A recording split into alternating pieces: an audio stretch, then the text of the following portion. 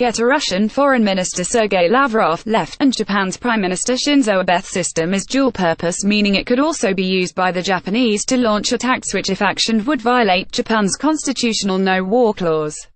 Following its defeat at the end of the Second World War, Japan signed a deal promising to convert its military into a defensive force.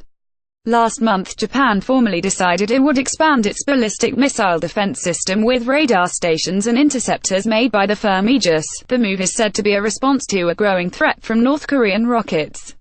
Russian Foreign Minister Sergei Lavrov, speaking at his annual news conference in Moscow, said he doubts claims that the US would not be involved in the operational control of the system. Mr. Lavrov added that its deployment would cast a shadow over Moscow's ties with Tokyo. It comes just 2 months after Russian President Vladimir Putin told his country's biggest enterprises to be war-ready. He told firms that they must show they can step up arms production and important services on short notice.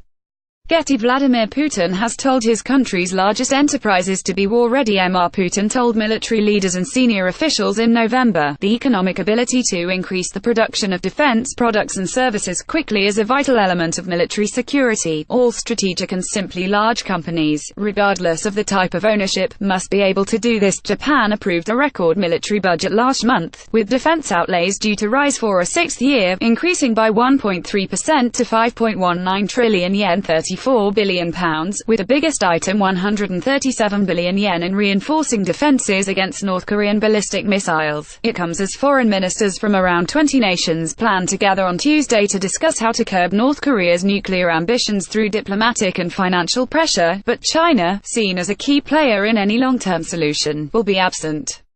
Getty, Kim Jong-un has been increasing tensions by escalating North Korea's nuclear weapons capabilities. Wednesday, January 10, 2018. The Vancouver meeting, co-hosted by Canada and the United States, comes amid signs that tensions on the peninsula have eased, at least temporarily. North and South Korea held talks for the first time in 2 years last week, and Pyongyang says it will send athletes across the border to the Pyeongchang Winter Olympics. But the US and others say the international community must look at ways of expanding a broad range of sanctions aimed at North Korea's nuclear program.